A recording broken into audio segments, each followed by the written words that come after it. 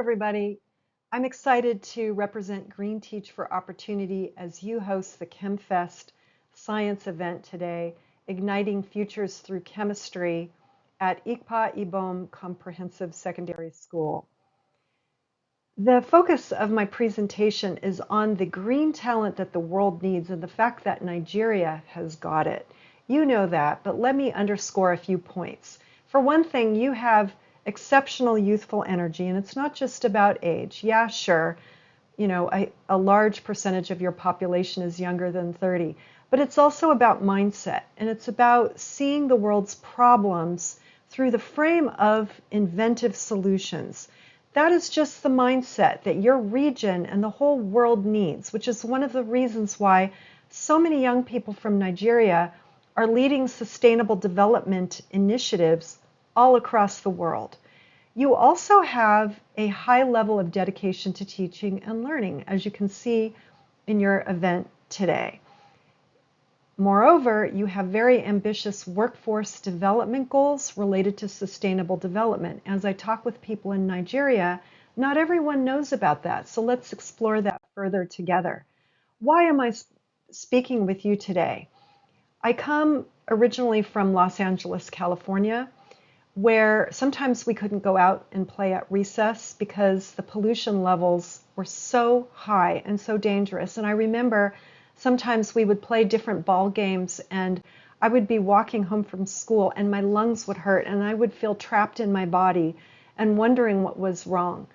Well, citizens, scientists, policymakers got together and instituted clean air standards, put scrubbers on smokestacks, put catalytic converters on cars, and began to look at ways to redesign processes to prevent pollution in the first place. If you look at the air quality in Los Angeles today and across the United States, it's much cleaner than it was before in certain criteria pollutants. However, when it comes to global warming and greenhouse gas emissions, which are generally invisible, we are seeing heavy impacts today. So hopefully we can draw on the experience of tackling many other sources of pollutants to get the climate change situation in hand. And Nigeria plays a significant role in those solutions. You have such a youthful energy. Of course, many of you know 70% of your population is under 30 years old, and you're becoming involved in the policy arena in Nigeria. You ran a few years ago the Not Too Young to Run bill, and you're setting a precedent for how people from all backgrounds and all ages can make a difference in the political arena. You also have dynamic workforce development goals. One of many reports, and some of these come out of the International Labor Organization, the ILO, focuses on measuring the impacts of climate policies on a just transition in Nigeria and what this would specifically mean for green jobs across every sector in the Nigerian economy. So in particular, agriculture, the building trades, the energy sector, transportation, etc. And green chemistry, which is your focus today, is a huge part of the solution.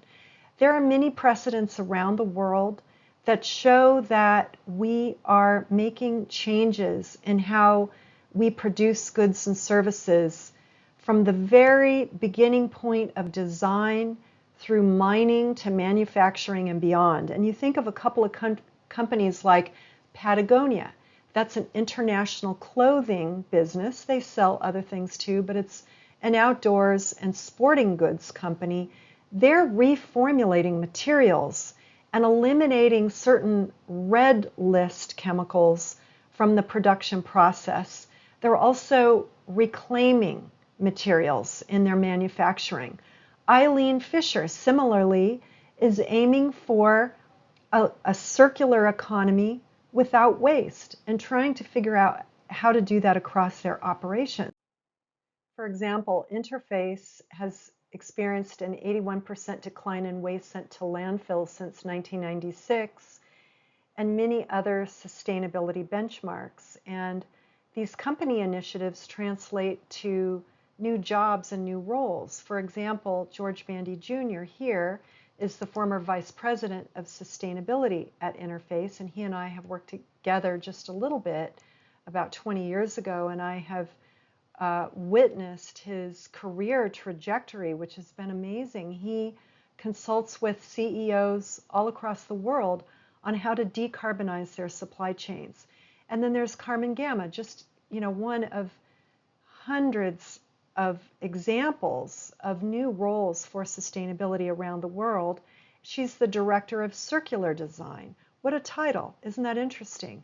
And one of the tangible results of Eileen Fisher's efforts to eliminate waste is reclaiming 2 million garments so far. And they're, innovating in many other areas as well.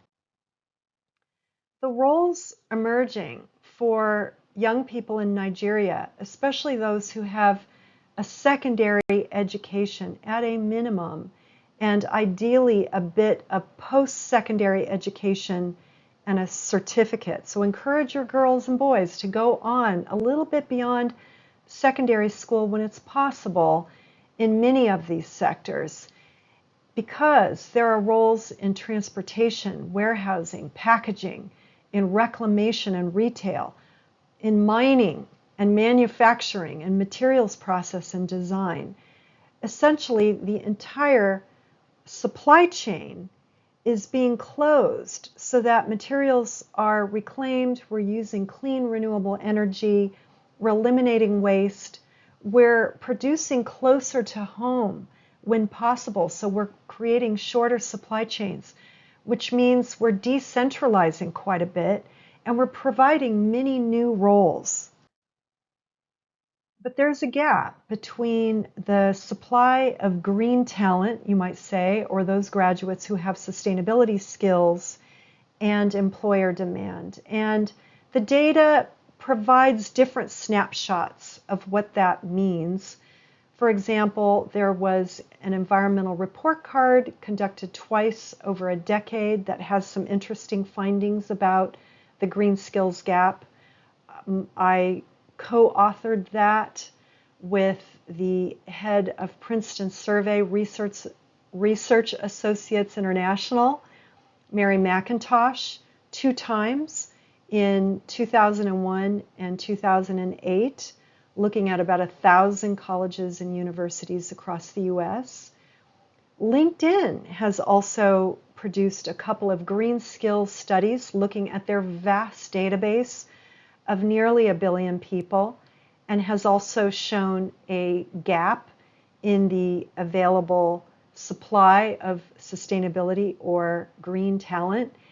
And the United Nations UNESCO program also teamed up with Education International to conduct a survey of 58,000 teachers around the world who said, we're understanding climate change science a bit more, but what we don't quite understand is the solutions and career pathways for our students.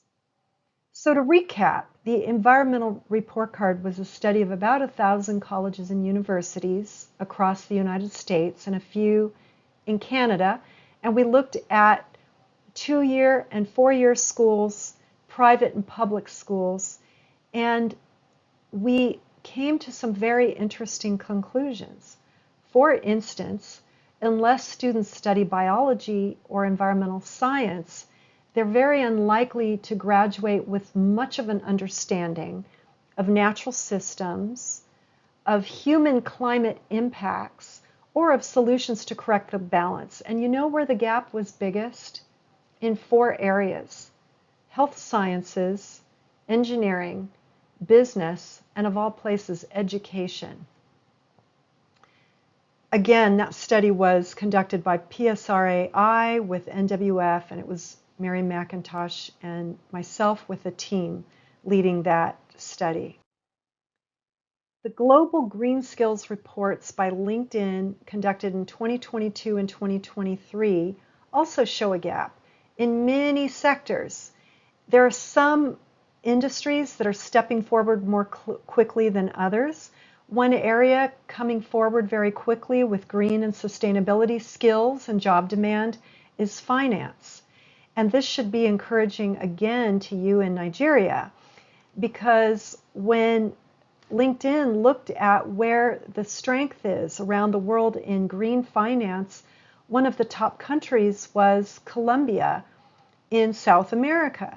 Now, I had noticed at conferences related to sustainable development that when people were invited to speak about this topic of green finance, they were coming from Colombia. And then, I'd noticed this anecdotally, and then along comes LinkedIn with the data to support that. So you can see that leadership, global leadership, regional leadership, is worldwide. It's international, and there are pockets of innovation. And so Nigeria, your teachers, if they guide students on greener pathways, the graduates can make a difference regionally and all across the world, and the job demand is there in many fields. One field that lags behind, ironically, is education.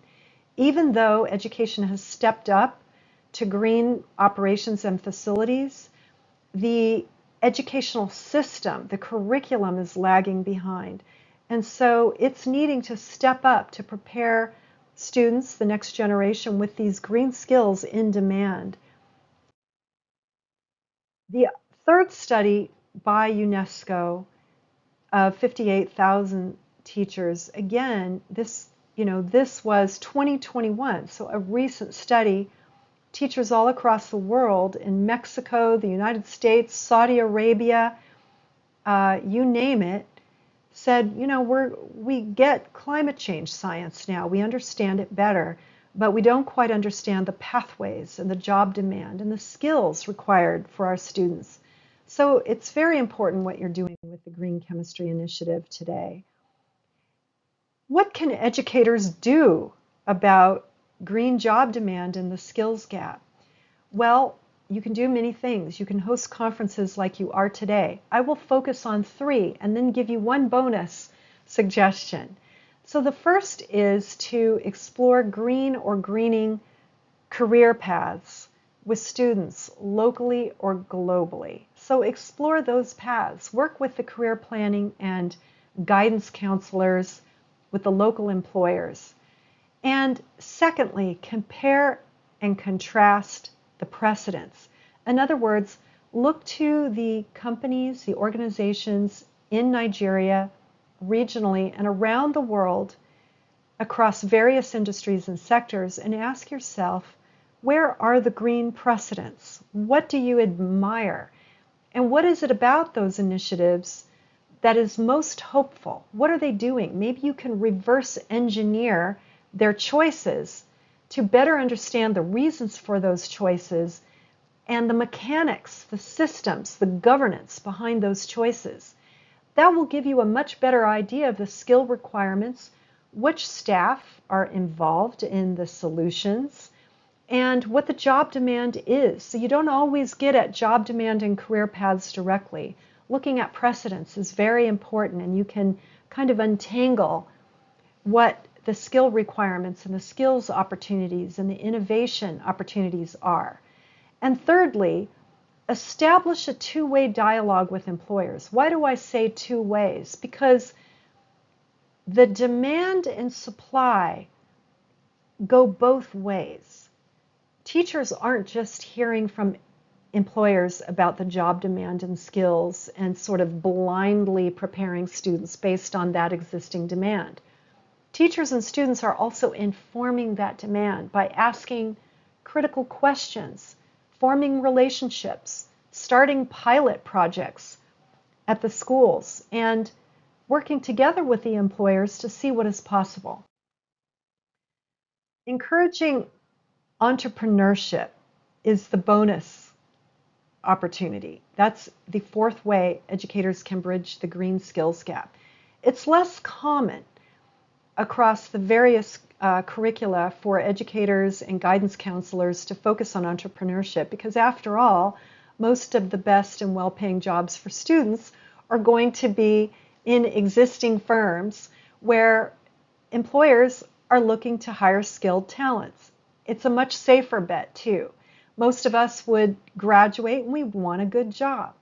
However, there are going to be many students who are very entrepreneurial and they want to start their own business, and they might be ready right out of school, or they might be thinking about that. They might start a little gig on the side of a job, and then eventually they might have a full-fledged business and be the CEO. That's the case for Miss Ophelia Chidinma, who works with our program as a project leader, a contractual project leader, and also as a global advisor. And we're just so proud to get to work with Ophelia Chidinma and want her to showcase her initiative, Mrs. Scraps. Hello, my name is Ophelia Chidima. I am the creative director of Mrs. Scraps Design. I started this initiative to reduce fabric scraps in my environment. Textile waste is one of the major sources of waste in the world. According to a study submitted by Kon Hong Daniel Tang in the MDPI website in 2023, titled State of the Art in Textile Waste Management, a review, he stated that annually the world produces approximately 92 million tons of textile waste. Through this initiative, Mrs. Scraps Designs is collaborating with fashion designers to give fabric scraps a new lease in life by transforming them into fashion accessories like scrunchies, hairbands, hair clips, jewelries, and more. As a project lead consultant for Green Teach for Opportunity, this platform has been an eye-opener into career pathways in sustainability. As educators, you will gain access to tools that will aid your teaching process and prepare you and your students for the future, which is now. I want to ask you to open your mind to new possibilities around you. All jobs are green jobs. Thank you. Thank you, Ms. Chidinma. I really appreciate your sharing your initiative and what you're doing to reclaim materials and set an example of what's possible, because there's nothing more powerful than a precedent. Now, let's think about those 3 ways again that we just discussed that teachers can make a difference and give some examples. Number 1, exploring green or greening career paths. This is not something that teachers always think about. Often in the liberal arts, we're thinking about education for education's sake, and that's very important. It's a very creative realm of learning, and there are certain key competencies we want students to learn. At the same time, articulating a career path that is a greener career path can be very inspirational. It can inspire students and teachers to think about what are those skills and what are those job opportunities and who are the employers. This illustration here is of a career path workshop that I just hosted with our Green Teach for Opportunity team at University of Maryland, Baltimore campus. And we had such fun working with students from 4 community colleges across the Washington, D.C., Baltimore region. And our focus was the complexities of water, because Dr. Sarah Jewett and her team at UMBC got together with the Career Planning Office and developed a multi-week initiative focused on water and the complexities of water. So they brought my team in to conduct this career path workshop, and we looked at 5 water pathways. The students had options. They could address a variety of questions or identify questions of their own. We set up 5 stations looking at various aspects of each of these water pathways. And one of the topics that they all chose to look at was pay ranges.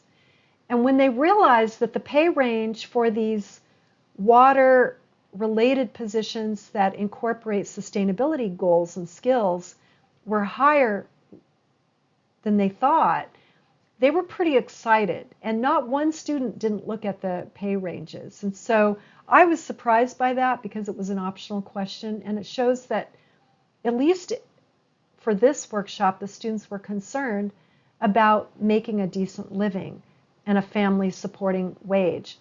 Another thing that they realized was that if they study beyond the community college just a little bit, if they earn a certificate or take a few more courses, that it will position them better for these well-paying jobs in the various water disciplines, water-related industries.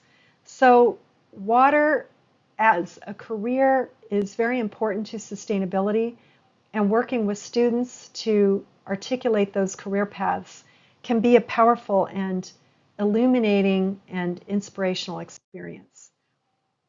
A second activity that teachers can support is to engage students in comparing and contrasting green or sustainability precedents.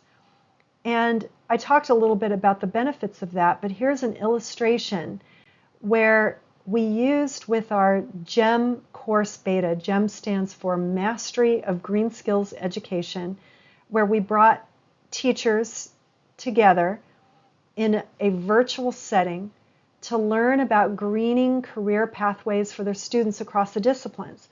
And one of our activities was to identify green precedents around the world of various types and place them on these spectra of whether they're more or less nature-oriented or technology-oriented, and what that means. What do we think about that? What can we learn from that?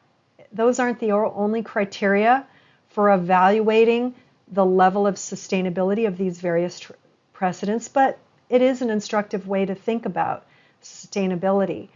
And, ideal would be these initiatives that are kind of in the center, where they balance technological approaches, which can be very energy intensive unless they're run on clean energy and the whole supply chain is decarbonized, with these more regenerative approaches that restore and protect natural systems. And as you look at the slide here, you may see we looked at places like Masdar City in the United Arab Emirates. We looked at Neom in the Kingdom of Saudi Arabia. We evaluated the Bullitt Center, which is in Seattle, Washington, in the United States, and many other places around the world. So this can be very instructive with your students. You can provide them with examples to begin with, or you can invite them to explore and research and identify their own examples and then evaluate them in various ways. But this grid, looking at techno versus nature-centeredness, is a start. Third, you can establish a two-way dialogue with employers and industry association staff. And our program facilitates that kind of connection in many ways. One way is through our free GEM Starter Kit. The GEM Starter Kit helps teachers evaluate green skills that are in demand currently across various industries and sectors where employers are looking for green talent. And one window on that is industry associations that have developed new sustainability certifications. The GEM Starter Kit, which is free online, provides a number of resources, an introductory video, and also a chart called the Green Industry Chart, which looks at nearly 100 industry associations across the world that have developed sustainability certifications and accreditations that can complement the formal curriculum. And even if you choose not to invite your students to earn those certificates, teachers can invite students to evaluate the criteria for accreditation. Look at those checklists because they're very educational and they're a window into job demand. You've already heard from Ms. Ophelia Chidinma as she has shared her Mrs. Scraps program. Thank you again, Ms. Chidinma. And we're so glad to get to work with you on so many initiatives and that you're illustrating in the real world, in practice, what a green business can look like. And I know that eventually you yourself will be hiring people and be an expert on job demand through your own firm. So, again, teachers can play this role in encouraging entrepreneurship. It isn't common to do so, but with a little bit of thought and working with the career guidance counselors, you can certainly come up with ideas for how to encourage the students to follow Ms. Chidinma's example. So how do we help educators? We do, through Green Teach for Opportunity, coordinate career path workshops. We do those in person and online. Eventually, we want to get to a point where teachers and other educators are trained in the model and able to adapt it locally, because every local setting is different and requires some adaptation to make these models work. There's no cookie cutter approach that works. For now, it's our team running these, but if you want to be trained in how to run a career path workshop, we would love to work with you. And, who knows, maybe we can set up an affiliate model. Secondly, we do have the Green Skills Starter Kit, otherwise known as the GEM Starter Kit. It's available online. I think Ms. Chidinma illustrated that in her video. And then thirdly, we do have the Green Upskill Summit. It is a live 3-day program happening from February 12th through the 14th of 2025. It is our second annual event. We're already planning 2026 and 2027. So if you'd like to host it, be a local site host, we would love to talk with you about that for 2026 and 2027.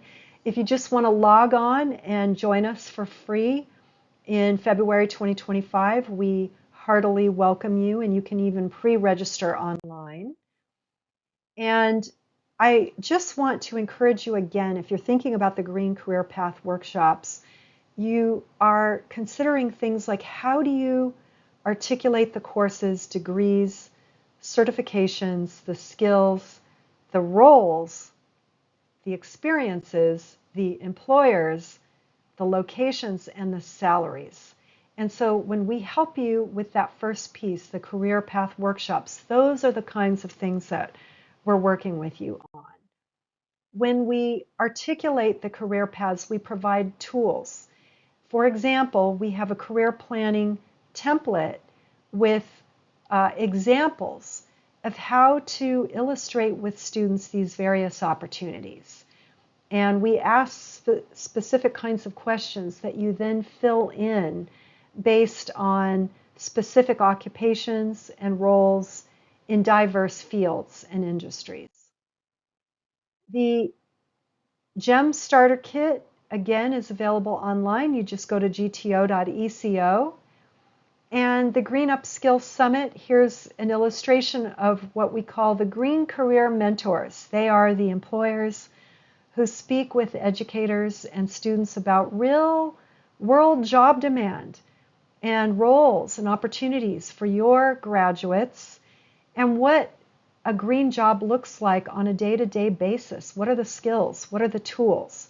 So it's a wonderful opportunity for you to plug in, ask questions, share examples, share advice. Dr. Funmilayo last year from Nigeria was one of the Green Career Mentors who spoke about materials reclamation entrepreneurship across Nigeria and other initiatives that she's leading. And we welcome diverse leadership worldwide. So let us know if you're interested. I thank you very much and wish you a wonderful day. I hope you have enjoyed this program. I hope you will reach out to us at gto.eco. We're always willing to have a 30-minute call, and then we can have follow-up calls if the alignment seems to be there. Thank you very much and have a wonderful day.